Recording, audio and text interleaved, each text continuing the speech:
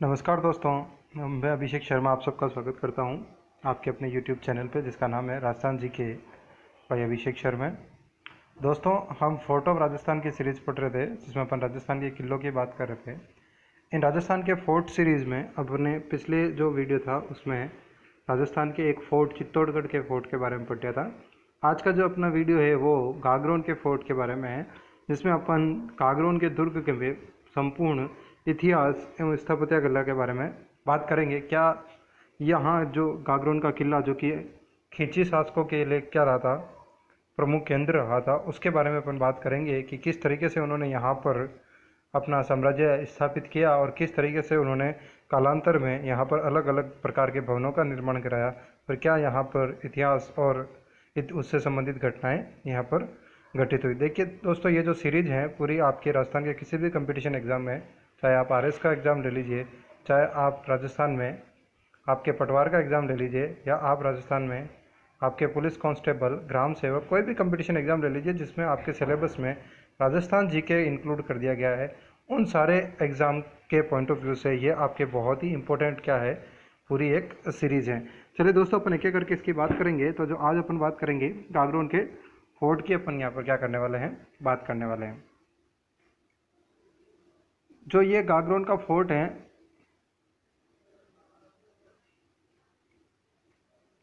गागरोन का किला, देखिए जैसा कि आप अभी पिछले डायग्राम में देख पा रहे थे कि ये जो गागरोन का आपका फोर्ट है वो चारों तरफ जल से घिरा हुआ है। ये काली सिंध और आहू नदी के संगम पर बना हुआ दुर्ग है, जो कि राजस्थान के जल दुर्ग की श्रेणी का एक सर्वश्रेष्ठ दुर्ग है। देखिए इंपॉर्टेंट पॉइंट है, कौन सी श्रेणी में ये आता है, जल दुर्ग, क्योंकि चारों तरफ जल से घिरा हुआ है। और ये मुकुंदरा जो आपका अभ्यारण्य है, आपको पता होगा मुकुंदरा हिल्स वाला, उसके आसपास का ये पूरा क्षेत्र है, इसके आसपास ही ये आपके क्या हैं, गागरोन का किला है। तो ये है, चूँकि जलीय क्षेत्र से घिरा हुआ था, तो यहाँ पर जब इसका निर्माण किया जा रहा था तो यहाँ नींव और इन सब के बारे में इतना नहीं सोचा गया कि नींवें इसकी रखी जाए। तो यह बिना नींव का एक क्या है, दुर्ग है, जिसके बारे में आज अपन बात करेंगे कि यह एक बिना नींव का दुर्ग है जो कि राजस्थान का सर्वश्रेष्ठ क्या है, जल दुर्ग है। चूँकि जल दुर्ग इसको क्यों कहते हैं मैंने अभी आपको बता दिया कि दो नदियों जिनका नाम क्या आपके, एक का नाम क्या है काली सिंध, एक नदी का नाम क्या है काली सिंध, और जो दूसरी नदी है उसका नाम क्या, आहू नदी। इन दोनों नदियों के संगम पर यह है दुर्ग आपके, यह किला क्या है, स्थित है। चलिए दोस्तों, आगे अगर अपन और बात करेंगे इसके बारे में, तो इसके कुछ प्राचीन नामों के या उपनामों की बात कर लेते हैं। तो इस दुर्ग के कुछ उपनाम इस प्रकार से हैं। पहला आपका गर्गराजपुर, जो कि कौन से काल में अपने को मिलता है, महाभारत काल में। दूसरा है आपका डोडगढ़ दुर्ग, जो कि राजपूत परमार जो शासक थे उनके आधिपत्य के समय कहलाया। इसके अलावा इसको दिलरगढ़ और मुस्तफ़ाबाद भी कहा जाता है। मुस्तफ़ाबाद अपन बात करेंगे आगे, कालांतर में इस पर आक्रमण होता है और उसके बाद इसका नाम क्या पड़ जाता है, मुस्तफ़ाबाद पड़ जाता है। इसके अलावा मुकुंदरा की जो हिल्स है, मैंने भी आपको बताया कि झालावाड़ की जो मुकुंदरा की पहाड़ियाँ हैं, मुकुंदरा हिल्स है, उनके में स्थित होने के कारण भी इसका नाम क्या पड़ गया, मुस्तफ़ाबाद पड़ गया था। इसीलिए इसका नाम बाद में मुस्तफ़ाबाद रखा गया। लेकिन वो कब रखा गया इसकी अपन इसी वीडियो में आगे बात करेंगे। एक आक्रमण होने के बाद यहाँ एक शाखा होता है और उसके बाद इस दुर्ग का नाम मुस्तफ़ाबाद रख दिया जाता है। देखिए इस दुर्ग के बारे में बात करें कि यह दुर्ग कौन सी दो नदियों के संगम पर स्थित है। दो नदियाँ कौन कौन सी आपकी, काली सिंध और आहू नदियों के संगम पर आपका यह जल दुर्ग स्थित है। दो नदियाँ, अभी मैंने जैसा आपको इसके स्टार्टिंग के डायग्राम में बताया था कि उन दोनों के संगम पर यह आपका दुर्ग क्या है, स्थित है। जो झालावाड़ में जगह है, ये जो आपका गागरान का दुर्ग है, कौन से जिले में स्थित है, झालावाड़ जिले में। और झालावाड़ में एक जगह का नाम क्या है, सामेल। सामेल नामक स्थान पर यह दुर्ग आपका क्या है, स्थित है। यह दुर्ग तीन प्रकोटे, तिहरा प्रकोटा, जैसे ये समझ लीजिए ये दुर्ग है, इसके एक प्रकोटा हुआ, फिर उसके चारों तरफ एक और प्रकोटा हुआ, और फिर उसके चारों तरफ एक और प्रकोटा हुआ। इस प्रकार ये आपका क्या हो गया, मुख्य दुर्ग हो गया। जो सेंटर में है वो आपका क्या हो गया, ये वाला क्षेत्र आपका क्या हो गया, मुख्य दुर्ग। इसके अलावा ये इस प्रकार से तीन प्रकोटे हैं, इसलिए यह तिहरे प्रकोटे में सुरक्षित एक दुर्ग है। गागरोन के दो प्रवेश द्वार मुख्य हैं जो आपको याद रखना, एक तो क्या है सूरजपोल और दूसरा क्या है भैरवपोल। कल जब हम चित्तौड़ के दुर्ग की बात करें तो अपन देखा वहाँ 7 प्रवेश द्वार थे, अलग अलग जिनके नाम थे। ऐसे कैसे गागरोन के दुर्ग में भी कितने, 2 प्रवेश द्वार है। ये थोड़ा सा यहाँ टाइपिंग मिस्टेक है दोस्तों, कितने प्रवेश द्वार, 2। एक तो कौन सा सूरजपोल और दूसरा कौन सा भैरवपोल। जो गागरोन का दुर्ग है मैंने आपको पहले ही बता दिया, 3 तीनों ओर से जल राशियों से घिरा हुआ है, तीनों ओर से किससे, जल राशियों से घिरा हुआ है। इसीलिए अपन देखेंगे कि इसे अपन क्या कह रहे हैं, तीन और जल राशियों से घिरा होने के कारण ये आपका दुर्ग जो है वो जल दुर्ग की श्रेणी में आता है। अब देखिए गागरोन का जो दुर्ग है, यहाँ पर कौन से राजवंश ने शासन किया था, खिंची राजवंश ने। गागरोन में कौन से राजवंश ने शासन किया था, खिंची राजवंश ने। तो ये जो खिंची राजवंश था, यहाँ से क्वेश्चन और आपसे पूछा जा सकता है कि खिंची राजवंशों का जो राजवंश था उसका संस्थापक कौन था। तो खिंची राजवंश के जो संस्थापक थे वो कौन थे, देवन सिंह खिंची। याद ध्यान रखना है। देखिए बड़े बड़े जितने भी आपके वंश हैं उनके बारे में तो अपन पढ़ते ही हैं कौन किसका संस्थापक है, लेकिन ये जो छोटे वंश है वो हो सकता हो कभी एग्जाम में आपको ट्रिकी क्वेश्चन या थोड़ा डिफिकल्ट पूछना चाहे तो ये क्वेश्चन आपसे पूछा जा सकता है कि गागरोन के खिंची वंशों का संस्थापक किसे माना जाता है, देवन सिंह खिंची को। आगे अपन बात करेंगे कि इस महल में क्या क्या है। देखिए गागरोन के एक प्रमुख शासक हुए थे अचल दास जी खिंची, उनका महल इस दुर्ग में है। इसके अलावा यहाँ पर भगवान विष्णु को कृष्ण को समर्पित मधुसूदन मंदिर, जौहर कुंड और संत पीपाजी की छतरी। देखिए संत पीपाजी जो है वो झालावाड़ के एक शासक ही थे जिनका नाम क्या, प्रताप सिंह था। बाद में कालांतर में वो संत पीपा के नाम से क्या हुए, मशहूर हुए। और ये जो है कौन से समाज के देवता हैं, दर्जी जो समाज हैं, जो छिपा समाज जिसको अपन कहते हैं, वो इनका क्या करते हैं, बहुत ज़्यादा क्या करते हैं, इनकी पूजा करते हैं। जो दर्जी हैं वो संत पीपा जी की क्या करते हैं, पूजा करते हैं। और ये जो है संत पीपा जी, उनकी छतरी क्या है यहाँ पर। देखिए लोक देवता में भी अपन संत पीपा जी के बारे में पढ़ते हैं। तो ये क्वेश्चन देखिए ऐसे ही क्वेश्चन आपसे पूछे जाते हैं क्योंकि ये दोनों तरफ से आ गया। ये आपके हिस्ट्री से रिलेटेड हो गया, ये फोर्ट से रिलेटेड हो गया, और ये आपकी कहाँ से, आपके जो राजस्थान के लोक देवता है उनसे भी रिलेटेड हो गया। तो तीन चीज़ों को ये कवर कर रहा है। तो उसके हिसाब से आपसे क्वेश्चन पूछा जा सकता है कि लोक देवता संत पीपा जी की छतरी कहाँ पर है, तो कौन से दुर्ग में दोस्तों, गागरोन के दुर्ग में। कौन थे लोक देवता संत पीपा जी, झालावाड़ के शासक प्रताप सिंह जी, जिन्होंने बाद में क्या कर दिया, अपने समस्त शासन का त्याग कर दिया और वो क्या कहलाए, संत पीपा के नाम से इतिहास में मशहूर हुए। इसके अलावा ये इस गागरोन के दुर्ग में औरंगजेब ने एक दरगाह का निर्माण कराया जिसे संत हमीमुद्दीन की दरगाह या मीठे शाह की दरगाह के नाम से कहते हैं। ये सूफी संत है जिनका नाम क्या, हमीमुद्दीन था, या मीठे शाह जिनको अपन कहते हैं, उनकी दरगाह का निर्माण भी कहाँ करवाया गया है, इसी आपके गागरोन के दुर्ग में करवाया गया है। ये देखिए दोस्तों आप देख पा रहे होंगे, जो थोड़ा सा इसको इधर ले लेता हूँ फोटो को। हाँ अब आप देख पा रहे होंगे आराम से कि ये जो दुर्ग है पूरा, उसमें आप इजीली एक चीज़ देख पा रहे होंगे कि पूरा का पूरा जो क्षेत्र है उसमें पूरे मैंने गागरोन के दुर्ग का जो ये प्रकोटेनुमा जो संरचना भी अपन बात करे थे उसके अंदर अपन ने अलग अलग महलों को दिखाने की बात की। एक मैंने आपको बताया यहाँ पर क्या है, मधुसूदन मंदिर है, अचलदास खिंची के यहाँ पर क्या है, महल। इसके अलावा जो आपके मीठे शाह संत हमीमुद्दीन है, ये थोड़ा सा टाइपिंग मिस्टेक है,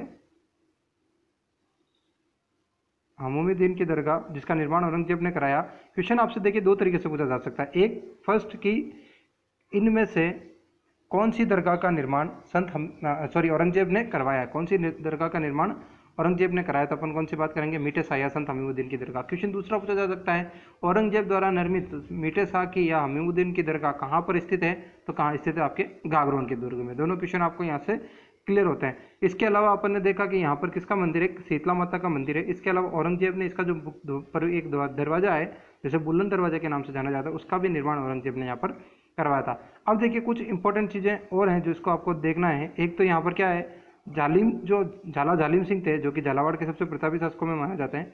उन्होंने यहाँ पर क्या, इस जो अभी अपन ने पढ़ा था कि इस दुर्ग के तीन और क्या है, तीन तिहरे परकोटे से घिरा हुआ ये दुर्ग है। तो ये जो तिहरे परकोटा का निर्माण है वो किसने कराया, यहाँ झालावाड़ के शासक थे जिनका नाम क्या, झाला जालिम सिंह, उन्होंने इसका क्या करवाया, निर्माण कराया। जो कि बाद में कोटा के, तो जालिम सिंह की बात कर रहे हैं तो जो क्या कोटा राज्य के सेनापति थे और झालावाड़ के वो क्या थे, संस्थापक थे। देखिए मैंने दो चीज़ें बताई, अब आप कंफ्यूज नहीं होना है। मैंने एक तो आपको बताया खिंची शासक, जो झालावाड़ के खिंची शासक थे उनका संस्थापक कौन है, देवन सिंह खिंची है ना, वो खिंची वंश के संस्थापक है। लेकिन झालावाड़ राज्य बसाने का जो श्रेय जाता है वो किसे जाता है, जो आपके कोटा के जो सेनापति थे जालिम सिंह, उन्होंने झालावाड़ राज्य अलग से, एक कोटा से अलग सेपरेट होकर एक अलग नए राज्य का क्या करा था, निर्माण करा था, जिसे बाद में किस कालांतर में झालावाड़ राज्य के नाम से जाना गया। चलिए दोस्तों आगे बात करते हैं। इसी दुर्ग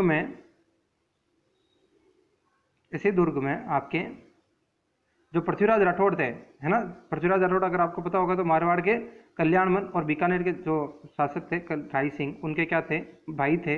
और बीकानेर के शासक कल्याणमल के क्या थे, पुत्र थे, जो आपको पता हो तो अकबर की सेवा में चले गए थे। तो अकबर ने उनको ये दुर्ग क्या दिया था, जागीरी में दिया था और यहीं पर बैठकर उन्होंने, देखिए बहुत इंपॉर्टेंट है कि पृथ्वीराज राठौड़ ने एक जो आपकी वैली लिखी थी, वैली किशन रुक्मणी की, जो जिसे कि डिंगल भाषा में लिखा गया था। ये वैली किशन रुक्मणी की कृष्ण भगवान और रुक्मणी जी के विवाह के बारे में पूरी क्या है, कथा है, जो उनके विवाह से संबंधित है। इस जिसे पांचवा वेद कहा जाता है, इस ग्रंथ को क्या कहा जाता है, पांचवा वेद और 19वें पुराण की संज्ञा दी गई है।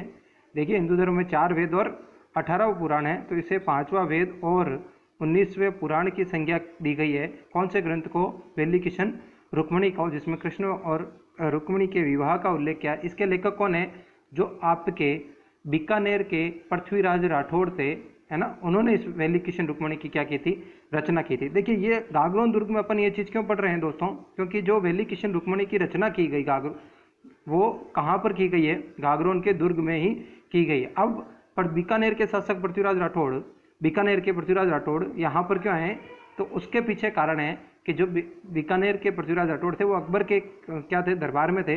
वो वहाँ पर क्या थे, कवि थे और वो वहाँ पर कविताओं की रचना करते थे। तो जब अकबर ने गागरोन के दुर्ग पर देखा तो उन्होंने इसकी जो जागीरी है वो किसको दे दी थी, पृथ्वीराज राठौड़ को दे दी थी। पृथ्वीराज राठौड़ के बारे में मैंने आपको पहले बता दिया, मारवाड़ के कल्याणमल के पुत्र और राय सिंह के क्या हैं, बीकानेर के शासक, जिन्होंने बीकानेर में जूनागढ़ दुर्ग का निर्माण कराया, राय सिंह, उनके क्या ये भाई है ना। जो ये इतिहास में किस नाम से प्रसिद्ध हुए, पाथल के नाम से, है ना, इतिहास में पाथल। एक अपन कविता पढ़ते हैं पीथल और पाथल, एक कविता अपने को पढ़ने को मिलती है जिसका नाम क्या है, पीथल और पाथल, जिसकी रचना किसने की है, जो अपने मारवाड़, जो एक चूरू के स्वतंत्रता सेनानी थे, जिनका नाम क्या, कन्हैयालाल जी सेठिया, जिन्होंने पीथल और पाथल नामक एक कविता लिखी है। उस पीथल और पाथल में पाथल किसे कहा गया है, सॉरी ये पीथल है, टाइपिंग मिस्टेक है, पाथल महाराणा प्रताप को और पीथल किसे, पृथ्वीराज राठौड़ को कहा गया है। और ये क्या पीथल और पाथल की घटना है, यह जब आपके अकबर द्वारा महाराणा प्रताप को बार बार अपनी अधीनता स्वीकार करने के लिए कहा जाता है, तो पृथ्वीराज राठौड़ ऐसा कहते हैं कि वो सच्चा राजपूत है और वो आपकी अधीनता स्वीकार नहीं करेगा। और जब एक बार महाराणा प्रताप झुकने की कोशिश की स्थिति में आ जाते हैं, तो ऐसा कहा जाता है कि पृथ्वीराज राठौड़, जो कि अकबर के दरबारी थे, उन्होंने एक पत्र लिखा महाराणा प्रताप को और उनका स्वाभिमान जो जगाया था और उनको कहा था कि तुम मेवाड़ के महाराणा हो, तुमने इतने संघर्ष झेले, तुम्हें एक इस शासक के सामने झुकने की जरूरत नहीं है। उस पूरी कविता को कन्हैयालाल जी सेठिया ने पीथल और पाथल नामक एक ग्रंथ में लिखा है और उसमें जो दोनों किरदार हैं पीथल और पाथल, वो यही लोग दोनों हैं। इसके अलावा एक चीज़ आपको और याद रखनी है, जो पृथ्वीराज राठौड़ हैं उनके डिंगल का हेरोज कहा जाता है। डिंगल क्या है, देखिए डिंगल भाषा जो लिखा हुआ है, मैं आपको थोड़ा सा यहाँ पे बता देता हूँ। जब हम राजस्थान के साहित्य की बात करेंगे तब अपन इसके बारे में और डिटेल में बात करेंगे। डिंगल जो मारवाड़ी भाषा है, जो पश्चिमी राजस्थान की जो बोली है मारवाड़ी जिसे अपन कहते हैं, मारवाड़ी भाषा का जो साहित्यिक रूप है वो कौन सी भाषा में लिखा हुआ है, डिंगल रूप में लिखा हुआ है। तो जो डिंगल का हेरोज कहा जाता है वो किसे कहा जाता है, पृथ्वीराज राठौड़ को। देखिए दो डिंगल और फिंगल दो आपकी क्या है, भाषाएं हैं जिसके अंदर में जो आपके राजस्थान में साहित्यिक रचनाएं की गई हैं, जो कि प्रॉपर राजस्थानी लैंग्वेज से संबंधित हैं, जिसमें जो मारवाड़ी है उस मारवाड़ी का जो साहित्यिक रूप है वो कौन सी भाषा में लिखा जाता है, डिंगल भाषा में। और डिंगल के हेरोज के रूप में कौन प्रसिद्ध हुए, पृथ्वीराज राठौड़। नेक्स्ट अपन बात करेंगे यहाँ पर जो प्रमुख शाखे हुए उन शाखों की। तो शाखों की अगर मैं बात करूँ तो देखिए यहाँ पर 2 शाखे हुए हैं। पहले मैं जो बात कर रहा हूँ प्रथम शाखा, जो कि कब हुआ, 1423 ईस्वी में, जब यहाँ के शासक कौन थे, अचलदास खींची। और अचलदास खींची जो कि झालावाड़ के शासक थे, उस समय जो मालवा के शासक थे होसेंग शाह, उन्होंने यहाँ पर क्या किया, जो गागरोन के दुर्ग पर आक्रमण किया। और उस समय अचलदास खींची जी ने क्या किया, यहाँ पर जोहर किया। और उनकी रानी उम्मा दे ने क्या किया था, उनकी रानी उम्मा दे ने जोहर किया, अचलदास खींची ने केसरिया किया। और इसका संपूर्ण उल्लेख हमें अचलदास खींचीरी वचनिका में मिलते हैं। इस प्रथम शाखे का उल्लेख कौन से ग्रंथ में मिलता है, देखिए दोस्तों हम साहित्य की काफ़ी सारी रचनाओं की इसमें बात कर रहे हैं। अपन ने पीथल और पाथल की बात की है, अपन ने वैली किशन रुक्मणी की बात की है, अपन ने अचलदास खींचीरी वचनिका की बात की है।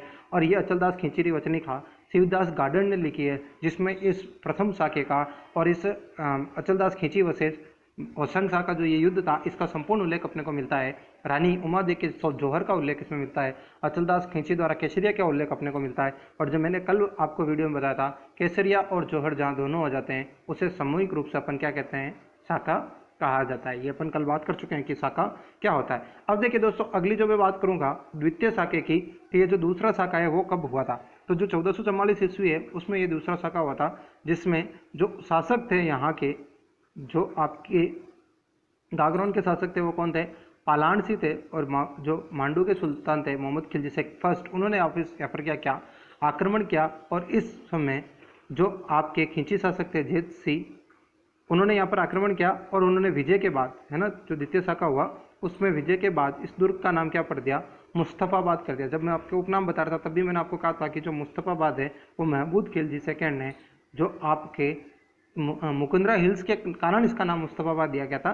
लेकिन इसका जो नामकरण किया मुस्तफ़ाबाद वो किसने किया था? महमूद खिलजी फर्स्ट ने किया था। और कब? जब द्वितीय शाखा हुआ था। इसके अलावा 1300 ईस्वी में भी यहाँ पर क्या हुआ था? अलाउद्दीन खिलजी ने आक्रमण किया था। देखिए इंपॉर्टेंट है कि कौन से राजस्थान के कौन से किले पर अलाउद्दीन खिलजी के आक्रमण को असफल कर दिया गया था। तो जो अलाउद्दीन खिलजी का आक्रमण असफल हुआ था वो अगर अपन बात करें तो 1300 ईस्वी में जो खिंची शासक जैतसी थे उन्होंने अलाउद्दीन खिलजी के गागरोन पर आक्रमण को क्या कर दिया था? विफल कर दिया था। ये आपको एक इंपॉर्टेंट नोट यहाँ से याद रखना है। तो दोस्तों ये कुछ जानकारी थी जो गागरोन के दुर्ग में स्थित महलों की, और इसके अलावा कुछ यहाँ की ऐतिहासिक घटनाओं से संबंधित थी। ये वीडियो अगर आपको पसंद आए तो आप इस वीडियो को क्या कीजिए, लाइक कीजिए, अपने दोस्तों के साथ अधिक से अधिक क्या कीजिए, शेयर कीजिए। और अभी तक हमारे चैनल को अगर आपने सब्सक्राइब नहीं किया तो आप हमारे चैनल को सब्सक्राइब कर लीजिए। और जो बेल आइकन है उसको आप क्या कर दीजिए, दबा दीजिए, ताकि जब भी